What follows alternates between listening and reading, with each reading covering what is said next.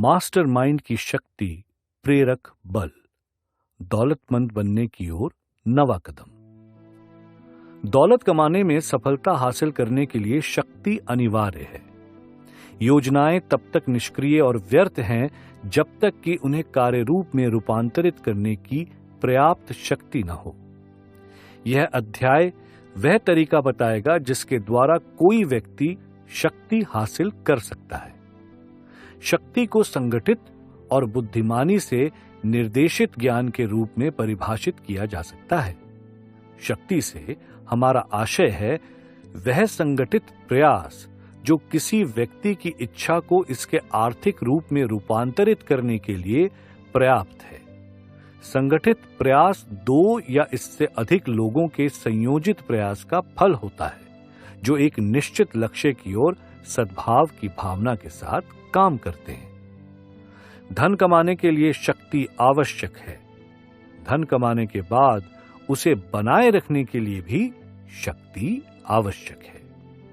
एक, असीम शक्ति। ज्ञान के इस स्रोत से दूसरे किसी अध्याय में बताए तरीके से संपर्क किया जा सकता है और इसमें रचनात्मक कल्पना की मदद ली जा सकती है। दो, संग्रहित अनुभव। इंसान संग्रहित अनुभव या उसके कोई हिस्सा जिसे सुव्यवस्थित और रिकॉर्ड किया गया है किसी भी अच्छी सार्वजनिक लाइब्रेरी में मिल सकता है। इस संग्रहित अनुभव का एक महत्वपूर्ण हिस्सा सार्वजनिक स्कूलों और कॉलेजों में पढ़ाया जाता है जहां इसे वर्गीकृत और व्यवस्थित किया गया है। 3, प्रयोग और शोध। विज्ञान के क्षेत्र में और जीवन के लगभग हर अन्य क्षेत्र में लोग हर दिन नए तथ्यों को इकट्ठा कर रहे हैं, वर्गीकृत कर रहे हैं और व्यवस्थित कर रहे हैं। जब ज्ञान संग्रहित अनुभव के माध्यम से उपलब्ध ना हो तो हमें इसी स्रोत की तरफ मुड़ना होगा। यहां भी अक्सर रचनात्मक कल्पना का प्रयोग किया जाना चाहिए। ज्ञान इनमें से किसी भी स्रोत से हासिल किया जा सकता है। इसे निश्चित योजनाओं में व्यवस्थित करके और इन योजनाओं को कार्य रूप में परिवर्तित करके शक्ति में बदला जा सकता है। ज्ञान के इन 3 प्रमुख स्रोतों के परीक्षण से हमें यह पता चलता है कि अगर कोई अकेला व्यक्ति ज्ञान को इकट्ठा करने, उसे योजना में बदलने और फिर उसे कार्य रूप में परिवर्तित करने के लिए सिर्फ अपने ही प्रयासों पर निर्भर होता है तो उसे बहुत मुश्किलें आती हैं। अगर उसकी योजनाएं विस्तृत हैं और अगर वे बहुत विराट हैं तो आम तौर पर उसे दूसरों को अपने साथ सहयोग करने के लिए प्रेरित करना चाहिए और तभी वह उनमें शक्ति का आवश्यक तत्व भर पाएगा। मास्टरमाइंड के द्वारा शक्ति हासिल करना। मास्टरमाइंड को इस तरह परिभाषित किया जा सकता है, किसी निश्चित लक्ष्य की प्राप्ति के लिए 2 या 2 से अधिक लोगों का सद्भाव की भावना के साथ ज्ञान और संयोजन। कोई भी अकेला व्यक्ति बिना मास्टरमाइंड की मदद के बड़ी शक्ति हासिल नहीं कर सकता। पहले के एक अध्याय में इच्छा को इसके आर्थिक रूप में रूपांतरित करने के उद्देश्य से योजनाएं बनाने हेतु निर्देश दिए गए थे। अगर आप लगन और बुद्धि से इन निर्देशों का पालन करेंगे और अपने मास्टरमाइंड समूह के चयन में सावधानी रखेंगे तो आप ये मान लें कि आपने आधा सफर तय कर लिया है। हालांकि यह आपको उस समय महसूस नहीं होगा। आप शक्ति की उन अमूर्त संभावनाओं को बेहतर तरीके से समझ लें जो उचित रूप से चुने मास्टरमाइंड समूह के माध्यम से आपके सामने उपलब्ध है। इसीलिए हम यहाँ पर मास्टरमाइंड सिद्धांत के 2 लक्षण स्पष्ट करेंगे, जिनमें से एक आर्थिक पहलू स्पष्ट है। आर्थिक लाभ किसी भी व्यक्ति द्वारा हासिल हो सकता है जो अपने सहयोग से घेरे रखता है, जो उसके दिल से मदद करने के इच्छुक होते हैं और ऐसा पूर्ण सद्भाव की भावना से करते हैं। सहयोगपूर्ण संबंध का यह प्रकार लगभग हर बड़ी दौलत का आधार रहा है।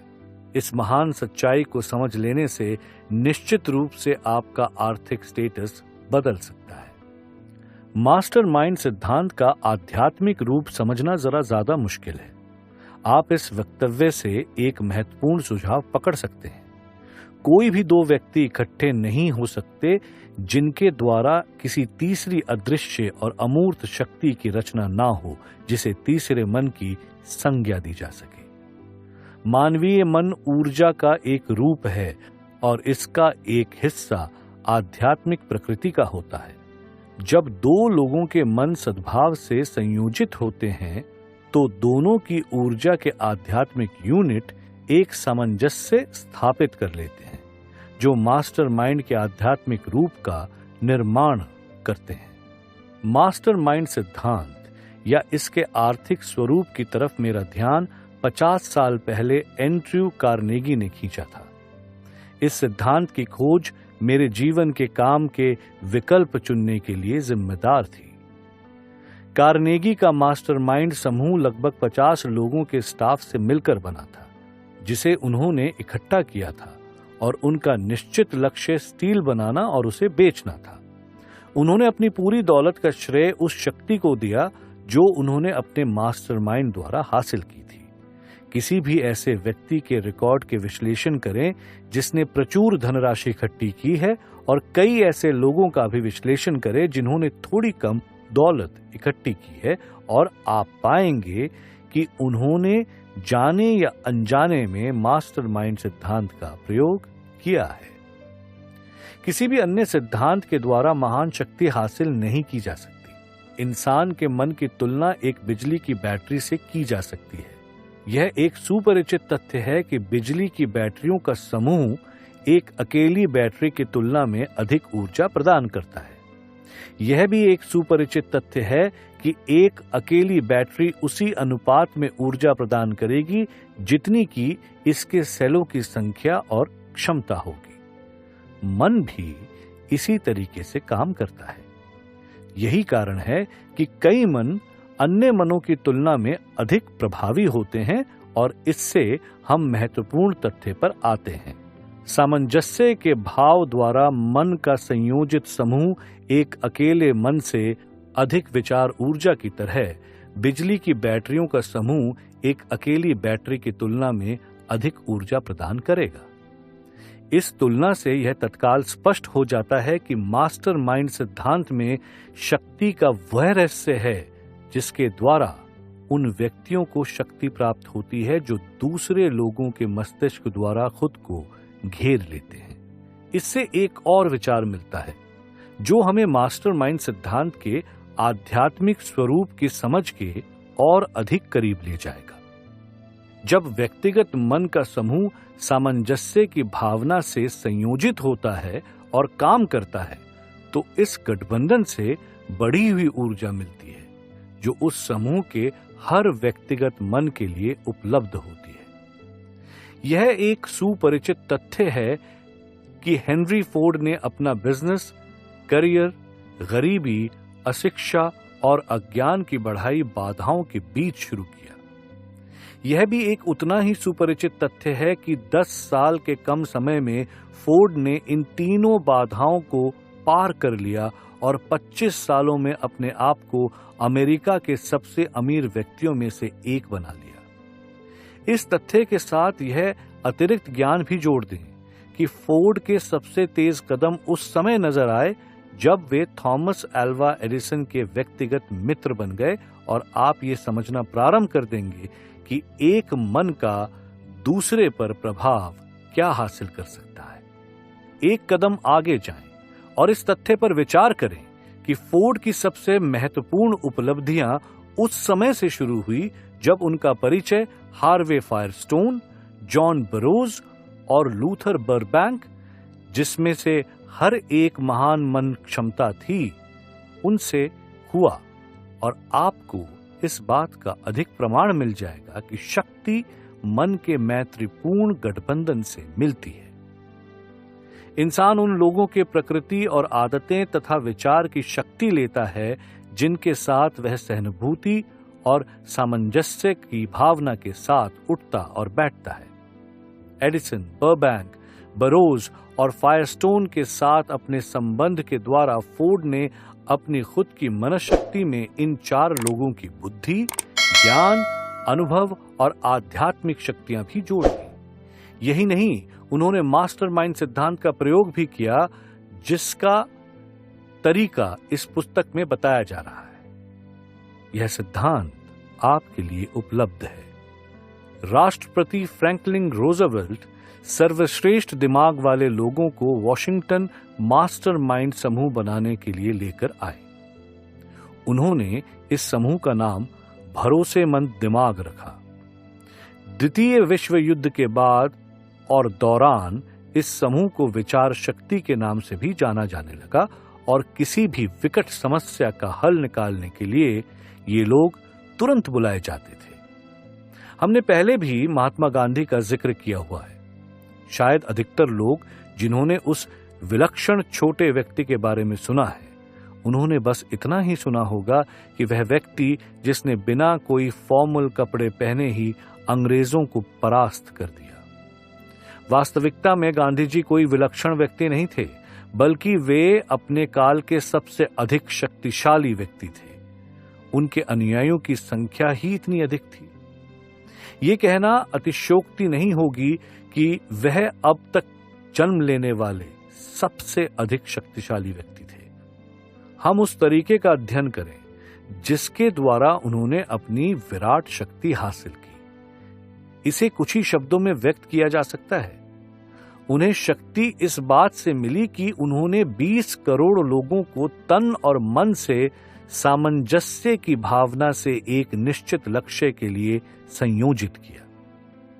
संक्षेप में, गांधी जी ने एक चमत्कार कर दिया, क्योंकि 20 करोड़ लोगों को किसी बात के लिए मजबूर करने की बजाय सामंजस्य की भावना के साथ सहयोग करने के लिए प्रेरित करना एक चमत्कार ही कहा जाएगा।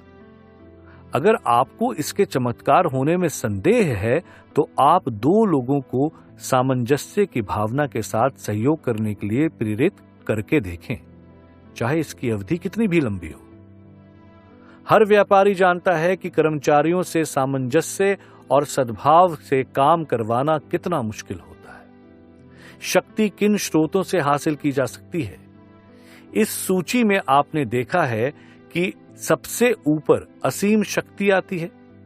जब 2 या 2 से अधिक लोग सद्भाव की भावना से संयोजित होते हैं और किसी निश्चित लक्ष्य की ओर कार्य करते हैं, तो वे इस गठबंधन द्वारा खुद को ऐसी स्थिति में ले आते हैं जहां वे असीम शक्ति के शाश्वत स्टोर हाउस से सीधे शक्ति हासिल कर सकते हैं। ये शक्ति के सभी स्रोतों में महानतम स्रोत है। ये वो स्रोत है जिसकी तरफ जीनियस और हर महान लीडर मुड़ता है, चाहे वह इस तथ्य से परिचित हो या ना हो। 2 अन्य प्रमुख स्रोत जिनसे वह ज्ञान हासिल किया जा सकता है जो शक्ति के हासिल करने के लिए आवश्यक हैं, उतने विश्वसनीय हैं जितनी कि इंसान की 5 ज्ञानेंद्रियां। इंद्रियां हमेशा विश्वसनीय नहीं होती। आगामी अध्याय में वे तरीके विस्तार से बताए जाएंगे जिनके द्वारा असीम शक्ति से सबसे अधिक तीव्रता से संपर्क किया जा सकता है। यह धर्म पर कोई कोर्स नहीं है। इस पुस्तक में वर्णित किसी भी मूलभूत सिद्धांत का विश्लेषण इस तरह नहीं किया जाना चाहिए जैसे यह प्रत्यक्ष या अप्रत्यक्ष रूप से किसी इंसान की धार्मिक आदतों में हस्तक्षेप करने का इरादा रखता हो। इस पुस्तक का एक ही उद्देश्य है, और वो उद्देश्य है पाठक को ये निर्देश देना कि वह धन की अपनी इच्छा के निश्चित लक्ष्य को किस तरह इसके आर्थिक रूप में रूपांतरित करे। पढ़ें, सोचें, और जब आप पढ़ें तो उस पर चिंतन करें। जल्द ही पूरा विषय आपके सामने खुल जाएगा और आप इसे सही पहलू से देख सकेंगे। यहां आप अकेले अध्यायों का विस्तृत विवरण देख रहे हैं। धन शर्मीला और संकोची है। इसे उसी तरह मनाना पड़ता है और इसका दिल जीतना पड़ता है जिस तरह से कोई दृढ़ संकल्प वाला प्रेमी अपनी पसंद की लड़की का पीछा करता है। और मजेदार संयोग ये है कि धन का पीछा करने में जिस शक्ति का प्रयोग होता है, उसी से मिलती जुलती शक्ति का प्रयोग किसी लड़की का पीछा करने में किया जाता है। धन की तलाश में इस शक्ति सफलतापूर्वक प्रयोग तब होता है जब इसे विश्वास के साथ मिलाया जाए। इसे चाहत के साथ मिलाना चाहिए, इसे लगन के साथ मिलाना चाहिए, एक योजना के द्वारा इस पर अमल करना चाहिए और उस योजना को कार्य रूप में परिवर्तित करना चाहिए। अपना मास्टरमाइंड समूह बनाने वाला सबसे बेहतरीन उदाहरण इंटेल कॉरपोरेशन के सीईओ एंड्रयू ग्रोव हैं। ग्रोव ऐसी टीम के साथ काम करते थे जिसमें तकनीकी, मार्केटिंग, वित्तीय और प्रशासकीय कार्य देखने वाले पुरुष और महिलाएं बिल्कुल अनौपचारिक तरीके से काम करते थे। सबसे खास बात, कोई निजी ऑफिस नहीं थी, न ही पार्किंग के लिए जगह, और अधिकारियों को कोई विशेषाधिकार भी नहीं थे। कर्मचारियों को यह उदार विकल्प दिया गया था कि अगर कंपनी फायदे में होती है और स्टॉक उठता है तो वे उसमें पूंजी लगा सकते हैं। यह टीम आपको कैजुअल दिख सकती है, पर ग्रोव की जरूरतें बड़ी सख्त हुआ करती थी। जब 1976 में इंटेल संकट के दौर से गुजर रही थी तो टीम ने खुद की इच्छा से अधिक प्रयास किया, कई घंटों अधिक काम किया और अपनी समस्याओं का हल निकालने के लिए भरसक कोशिश की। ऐसी ही एक अन्य अवसर में इंटेल पेंटियम चिप में थोड़ी सी कमी रह गई, जिससे कुछ संचालनों में दिक्कत पड़ने लगी।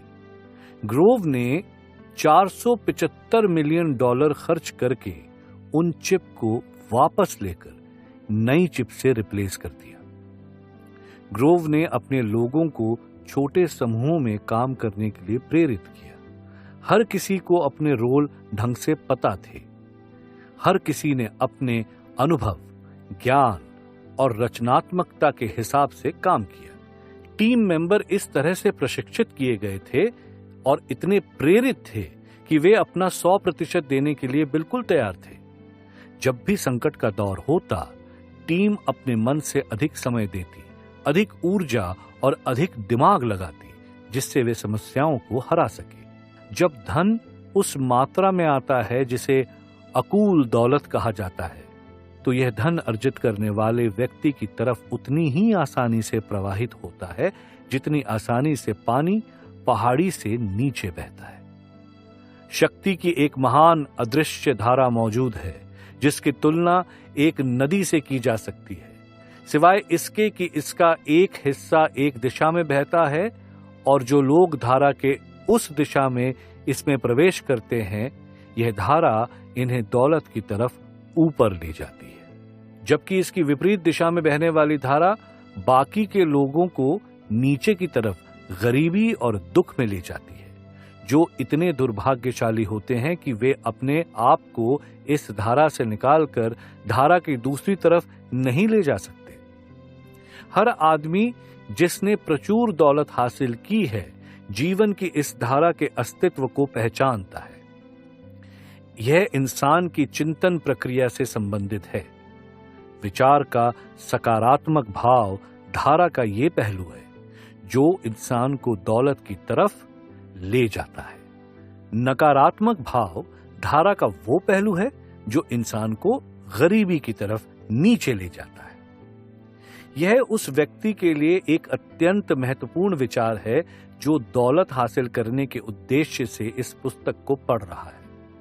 अगर आप शक्ति की धारा के उस तरफ हैं जो गरीबी की तरफ ले जाती है, तो यह एक चप्पू का काम कर सकता है जिसके द्वारा आप अपने आप को धारा की दूसरी तरफ धकेल सकते हैं। यह आपकी मदद केवल तभी कर सकता है जब आप इस पर अमल करें और इसका प्रयोग करें। सिर्फ पढ़ने से और इसे अच्छा बुरा बताने से आपको कोई फायदा नहीं होगा। गरीबी और अमीरी अक्सर स्थान बदलती है। जब अमीरी गरीबी की जगह लेती है तो यह परिवर्तन आमतौर पर अच्छी तरह से सोची गई और सावधानी से अमल में लाई गई योजना के द्वारा आता है। गरीबी को योजना की कोई जरूरत नहीं होती, इसे किसी की सहायता की जरूरत नहीं होती, क्योंकि यह साहसी और निर्मम होती है। अमीरी संकोची और शर्मीली होती है, इसे आकर्षित करना होता है। हर कोई अमीर बनने की इच्छा कर सकता है और अधिकतर करते भी हैं, पर बहुत कम लोग अपनी इच्छा को निश्चित योजना और ज्वलंत इच्छा से भरकर अमीरी की ओर अपना कदम बढ़ाते हैं। रॉस पेरोट एक मजबूत मन वाले, दृढ़ इच्छा शक्ति रखने वाले व्यक्ति थे। यह खासियत सिर्फ उनकी ही नहीं थी, बल्कि उनके आसपास के मास्टरमाइंड समूह के लोग भी ठीक वैसे ही थे। उनके पास धन कमाने की एक ज्वलंत इच्छा थी और आखिरकार उन्होंने इसे प्राप्त कर ही लिया। इससे पहले वे इलेक्ट्रॉनिक्स डेटा सिस्टम (EDS) की नींव रखते वे IBM में एक सेल्समैन के रूप में काम करते थे। उन्हें डर था कि कहीं IBM छोड़कर नई कंपनी खोलने का उनका सपना एक गलती न साबित हो जाए। पर इस डर से वे रुके नहीं। उन्हें अपना लक्ष्य दिखाई दे रहा था। उनकी सफलता का राज दृढ़ता के साथ अपने सपनों के साथ खड़ा रहना था और उस ऊर्जा को अपने टीम के मास्टरमाइंड समूह के लोगों तक पहुंचाना था, जो उन्हें सफलता और अमीरी की ओर आगे बढ़ा सके। पेरोट को यह बात पूर्णतः पता थी कि उनकी प्रतिबद्धता चमत्कार कर सकती है। EDS को मिले उस कॉन्ट्रैक्ट ने सही साबित कर दिया, जो उस समय कंप्यूटर इंडस्ट्री में सबसे बड़ा कॉन्ट्रैक्ट था। प्रतिस्पर्धा में दो कंपनियां थी, IBM और EDS। IBM बड़ी अमीर कंपनी थी और उनके पास बहुत बड़ा अनुभवी स्टाफ था, जबकि EDS के पास छोटा और समर्पित टीम थी। पेरोट को याद है, प्रतिस्पर्धा से करीब 30 दिन पहले मैं अपने टीम के पास पहुंचा, जहां मेरी 15 सदस्यीय टीम थी। उन्होंने कहा, शायद हम जीत न पाए, पर यह अनुभव बड़ा जानदार होगा। मैं उन व्यक्तियों पर टूट नहीं पड़ा और उन्हें कमरे से बाहर नहीं निकाल दिया, बल्कि मैं ब्लैक बोर्ड पे गया और वहां सफलता के 7 मूल मंत्र लिखे, जिनसे हमें जज किया जाना था। तभी पीछे से एक धीरे से आवाज मेरे कानों में सुनाई दी, इस तरह तो हम उन्हें 7-0 से हराने वाले हैं। यही वो दिन था जब हम प्रतिस्पर्धा के पहले ही जीत चुके थे। पेरोट बताते हैं कि इस प्रोजेक्ट को हासिल करने के बाद स्टॉक मार्केट में हमारी धमक सुनाई देने लगी। हजारों नई नौकरियां निकालनी पड़ी, कर्मचारियों को बोनस देना पड़ा और इसके लिए उन्हें पुरस्कार दिया गया। उन्हें लगता है कि यह सब संतुष्टि का विषय था, जिससे हर किसी को लगने लगा कि यह डील हमारी मेहनत के दम पर हासिल हुई है और हमने अपने इंडस्ट्री के सबसे बड़े लोगों को हराया है। यही एक कंपनी को अलग बनाती है, टीम की तरह काम करने से। मास्टरमाइंड समूह का उपयोग करके ही किसी भी बड़े से बड़े विरोधी को हराया जा सकता है।